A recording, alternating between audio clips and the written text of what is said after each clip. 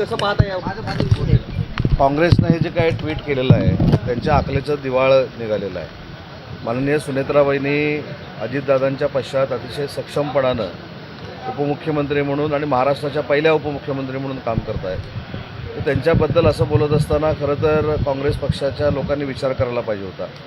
आणि काँग्रेसनं सुनेत्राबाईंच्या बाबतीमधली ही भूमिका घेतल्यामुळं त्यांचं महिला भगिनींबद्दलचं महाराष्ट्रातलं धोरण देखील आपल्या लक्षात आलं असेल. ते पुन्हा एकदा पुढच्या निवडणुकांमध्ये आमच्या महिला भगिनींनी त्यांना जे काही जागा दाखवायची दाखवतील. न्यायालयामध्ये सध्या सुनावणी सुरू आहे चिन्ह आणि पक्षाबाबत. उद्धव ठाकरेंनी दावा केला की धनुष्यबाण करण्यात मिळणार आहे. मी परवा देखील सांगितलं की माननीय शिंदेसाहेबांच्या नेतृत्वाखाली जो 4-4.5 वर्षापूर्वी उठाव झाला या संदर्भातले सगळे योग्य ते कागदपत्र आमचे वकील महोदय सुप्रीम कोर्टामध्ये मांडतील, युक्तिवाद करतील आणि त्याच्यानंतर आम्हाला योग्य तो न्याय सर्वोच्च न्यायालय देईल याची आम्हाला पूर्ण खात्री आहे. भाजपाचे नेते चौधरी त्यांचे एक ऑडिओ क्लिप व्हायरल होते. तुमच्याबद्दल तुम्ही त्याच्यामध्ये काही अपशब्द वापरलेले? कोण चौधरी? आहे कुठेतरी सिंधुदुर्गात. त्याला ओळखतो कोण? ते सिंधुदुर्गातले नाही आहेत. ते सिंधुदुर्गातले नाहीत, ते इकडचे कुठेतरी उत्तर महाराष्ट्रातले कुठेतरी आहेत आणि त्यांना ओळखतो कोण? ते आधी त्यांची ती कथित म्हणून आम्ही तुमच्याकडनं ऐकलेलं आहे. त्याच्यामुळं ती आधी योग्य आहे की अयोग्य आहे ती तपासण्यासाठी देखील मी पोलीस स्टेशनला अर्ज दाखल करणार आहे, पोलीस स्टेशनला दाखल करणार आहे. आणि त्या दोघांमधलं जर संवाद खरा असेल तर तरी पत्रकार परिषद घेऊन सांगायला पाहिजे ना. हा कसला खेळ आहे मागणं? हा राजकारणातलं जर खरं असेल तर तुम्ही म्हणताय कथित असेल तर प्रश्नच मिटला.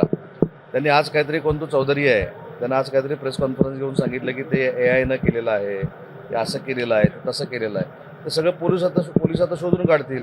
हा नवीन कुठचा ब्लॅकमेलिंगचा धंदा कोणी काढला आहे हे देखील आपल्याला कळेल.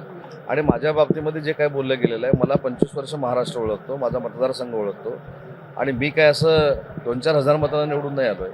मी पहिल्या निवडणुकीला 4,500 मतांना निवडून आलो, दुसऱ्या निवडणुकीला 9,000 मतांना निवडून आलो, तिसऱ्या निवडणुकीला मी सुमारे 41,000 मतांना निवडून आलो, चौथ्या निवडणुकीला मी 90,000 मतांना निवडून आलो आणि पाचव्या निवडणुकीला सुमारे 50,000 मतांना निवडून आलो. त्याच्यामुळे माझ्या मतदारसंघातल्या लोकांचा माझ्यावर 100% विश्वास आहे. महाराष्ट्रातल्या जनतेला उदय सामंत काय ते माहिती आहे. त्याच्यामुळे या दोघांच्या जर खरी असेल तर या दोघांच्या सर्टिफिकेटची मला आवश्यकता नाही. परंतु ही जी ऑडिओ क्लिप आहे ती खरी आहे की खोटी आहे याचा पोलिसांनी तपास केला पाहिजे. आणि ती जर खरी निघाली तर आमच्यासारख्यांची हे बदनामी करतायत म्हणून त्यांच्यावर FIR दाखल झाले पाहिजे. एक्झिट संदर्भात त्यांनी भाष्य केलं होतं. त्यानंतर वडेट्टीवारांनी असं म्हटलं की तुम्ही महाराष्ट्राच्या पहिल्या महिला मुख्यमंत्री व्हा. पंकजाताईंचं मी काय वक्तव्य बघितलेलं नाही, परंतु आपण जे विचारताय त्याच्यावरनं पंकजाताई अतिशय सक्षमपणानं भारतीय जनता पार्टीच्या नेत्या म्हणून काम करत आहेत, एक महिला भगिनी म्हणून काम करत आहेत. मुंडे साहेबांच्या पश्चात अतिशय चांगलं काम त्यांचं सामाजिक स्तरावर देखील आहे, समाजामध्ये देखील आहे आणि महाराष्ट्रामध्ये देखील आहे. त्याच्यामुळं मला असं वाटतं की त्या जर अशा बोलली असतील तर त्यांना अजूनही महाराष्ट्राला त्यांची आवश्यकता आहे.